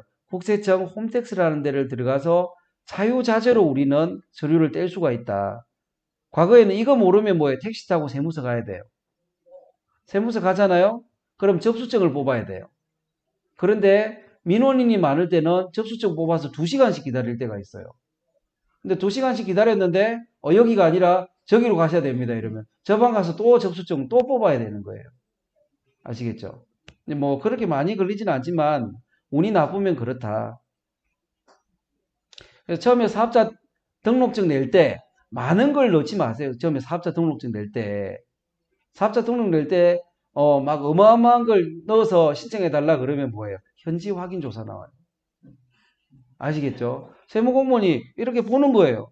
아니 부동산 매매업을 할 것 같으면 그게 문제가 없는데 이 사람은 사업자 등록증에 뭘 넣어왔냐면 컴퓨터 도소매 이렇게 넣어버리는 거예요. 왜? 대출이 잘 나온다는 소리를 어디서 들은 거야. 그래서 컴퓨터 도소매를 넣은 거예요. 그럼 뭐예요? 세무서에서 사업자 등록을 안 내준다. 왜? 사업장이 지금 집 주소로 보통 되어 있잖아요. 아파트로. 아파트에서 뭔 컴퓨터 도소매를 합니까? 그럼 컴퓨터는 어디에 쌓아놓을 겁니까? 이렇게 물어봐요. 그럼 이제 말을 그때부터는 더듬기 시작하는 거죠. 그럼 뭐예요? 집에 가 계세요. 우리가 확인하고 사업자 등록을 내주겠습니다. 이런 부 제가 여러 봤어요. 왜? 처음에 상담할 때 이야기를 하거든요. 그거는 안 넣으시는 게 안 맞습니까? 이러면 대출이 잘 나온다고. 넣어야 된대요. 그러면 넣으세요, 이제. 그리고 한 3시간 있다가 전화가 와요. 세무사님, 세무공무원이 지금 집으로 온다는데 어떻게 해야 됩니까? 이제 이렇게 이야기를 해요. 그럼 뭐예요? 빼달라 그러시면 돼요. 사업자 등록을 반려처분하지 마시고 도소매업을 빼달라고 그러면 돼요. 그냥 빼달라 그러면 안 돼요. 미안하다는 소리는 하셔야죠.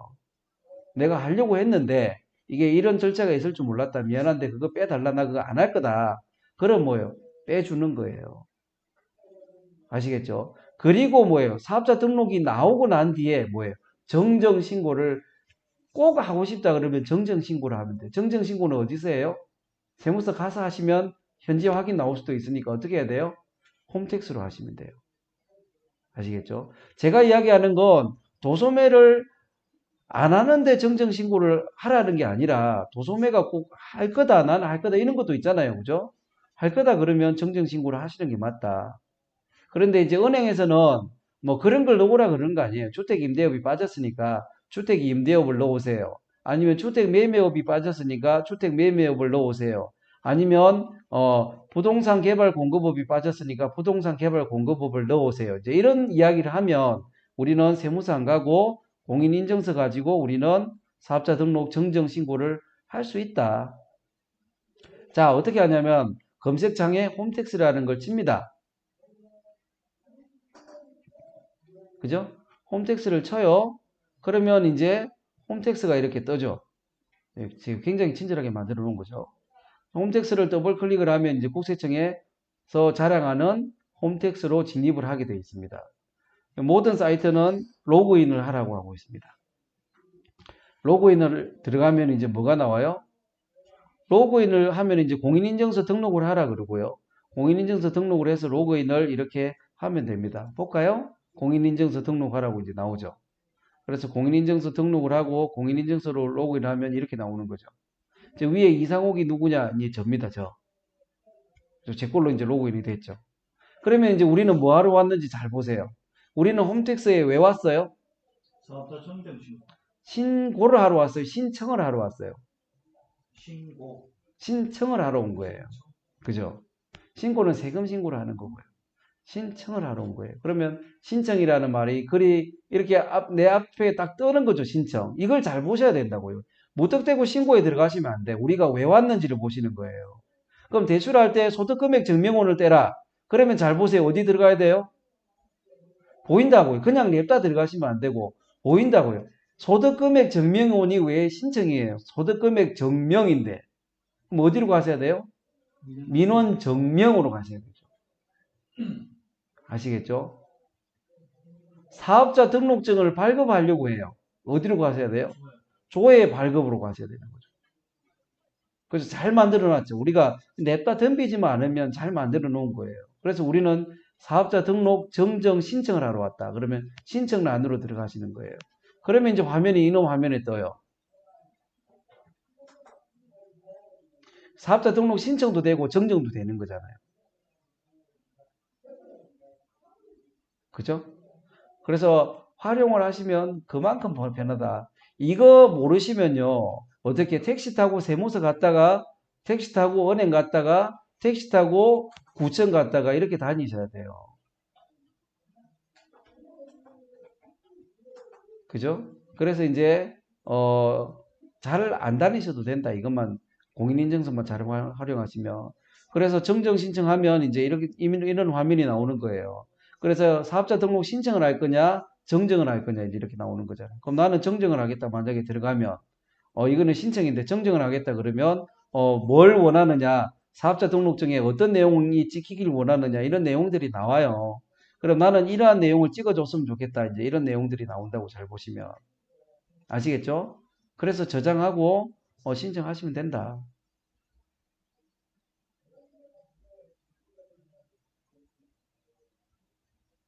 그래서 부동산 법인은 부동산 살 때마다 신청을 해야 되느냐? 원칙은 해야 됩니다. 아시겠죠? 하염력 굉장히 귀찮기 때문에 우리는 사업자 단위 과세를 신청해 달라고 하면 되죠. 근데 제일 밑에서 위에 세 번째 줄 굉장히 어렵죠. 그러면 어떻게? 여기서 보면 밑에서 세 번째 줄, 위에서 세 번째 줄, 딱 중간에 보면 20일 이내에 있네요. 추가 사업장의 사업 개시일로부터 20일 이내.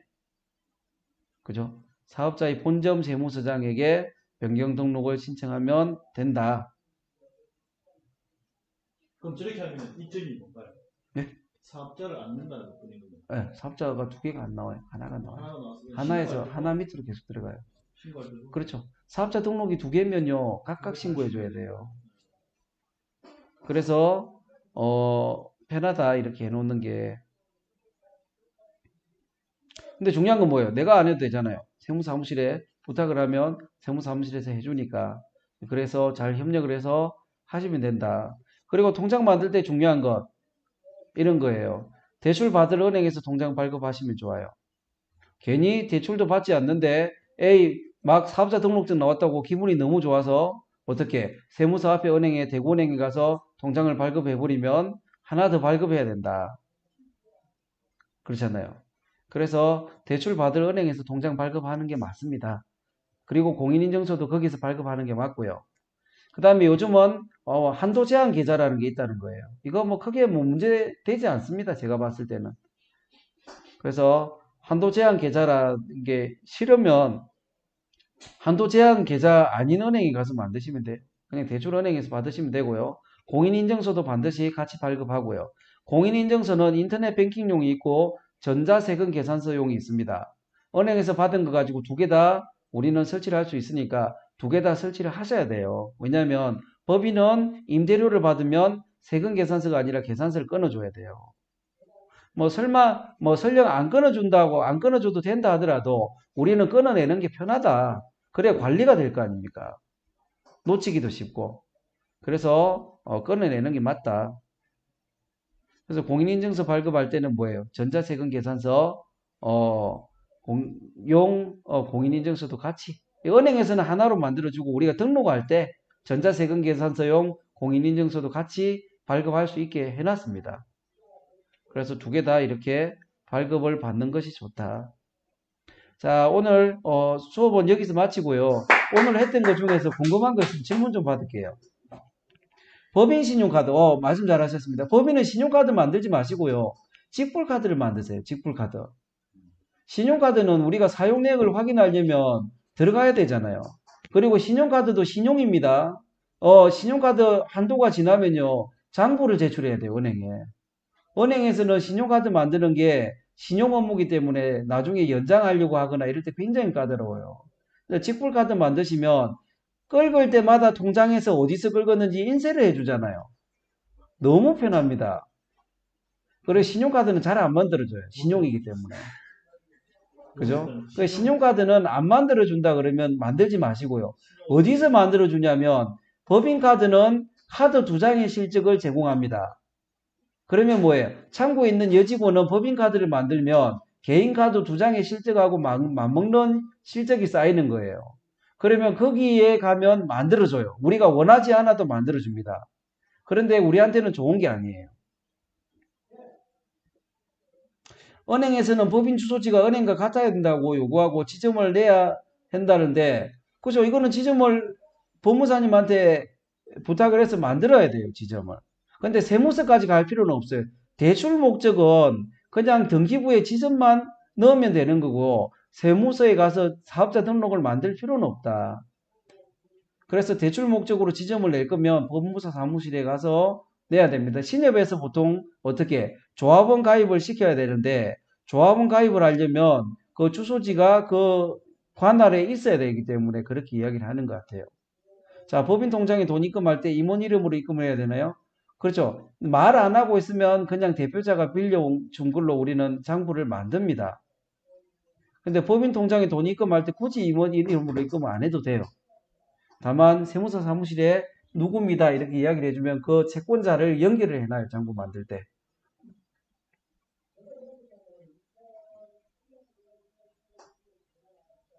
자, 법인 안 만드신 분들은 설립에 대해서 질문하시면 되는 거고요. 법인 만드신 분들은 더 궁금한 게 있으면 질문하시면 될 것 같아요.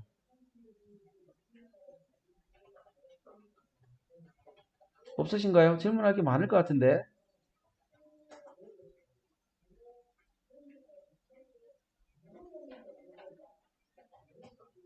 자, 대출을 받을 때 우리가 서류가 굉장히 많습니다. 대출 받을 때. 그거 중에 대부분은 뭐예요? 공인인증서로 구청이나 세무서 가서 이렇게 충분히 출력할 게 되게 많습니다. 그리고 실제로 세무서 기장은 도움 받으실 일 있으면 기장을 하시는 게 맞고요. 도움 받으실 일이 없으면 나중에 도움 받을 때 맡기시는 게 맞아요. 그래서 굳이 내가 대출 받아서 어떻게 물건을 살 이유가 없는데 기장부터 이렇게 맡기실 필요는 없고요. 천천히 뭐 예를 들어서 세무서에 가서 사업자 등록증도 내가 한번 내보고 이렇게 하시면 되죠. 근데 제일 좋은 거는 법인 만들어서 빨리 대출 받아서 빨리 물건을 사시는 게 제일 좋을 것 같다.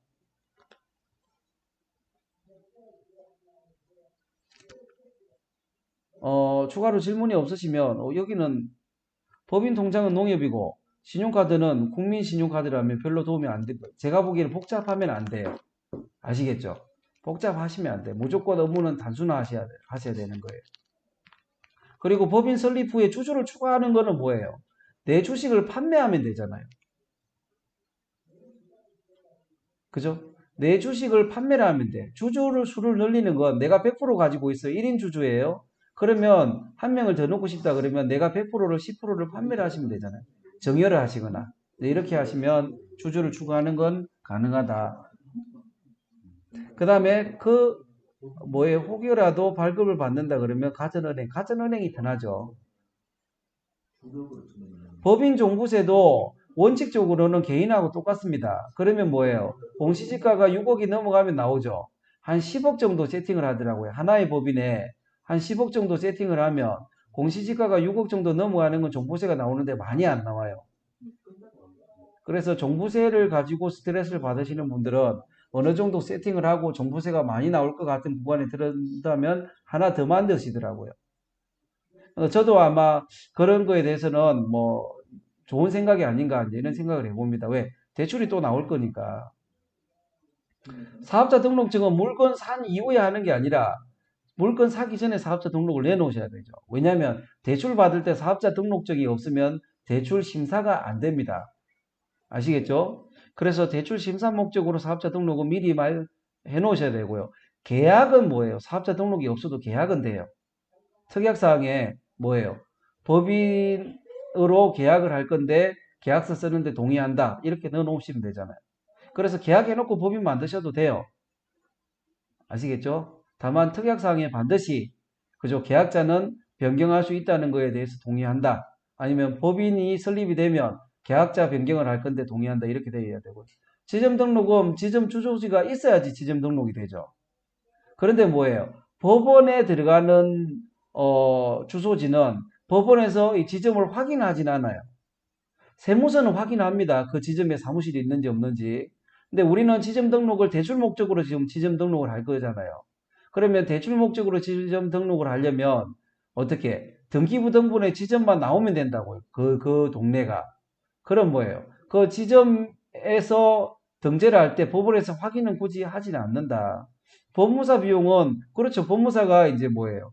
그 지점 등록을 하러 서류를 만들어서 갈 거기 때문에 법무사 비용은 발생을 하는 거죠. 근데 뭐예요? 시간 많으면 한번 해보셔도 되죠. 그 부분은.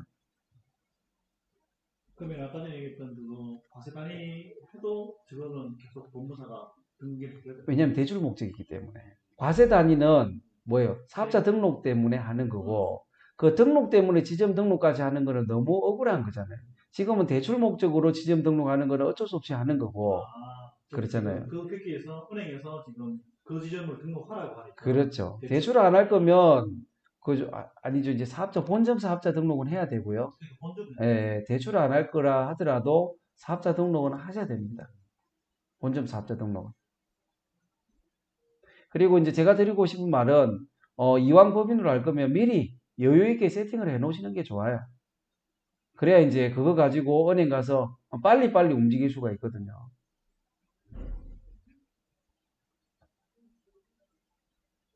그리고 다음 시간은 뭐 제 개인적인 바람이지만 빨리 이렇게 이제 실제 강의실에서 이렇게 얼굴을 보고 열정적으로 이렇게 하는 게 좋지 않겠나 이런 생각을 하고요. 정관은 네. 단톡방에 정관 샘플은 제가 공유할 거니까 이제 걱정 안 하셔도 될 것 같습니다. 그래서 오늘 고생하셨고요. 여기까지 하고 마무리하겠습니다. 궁금한 거 있으면 계속 단톡방으로 올려주시기 바랍니다. 고생하셨습니다.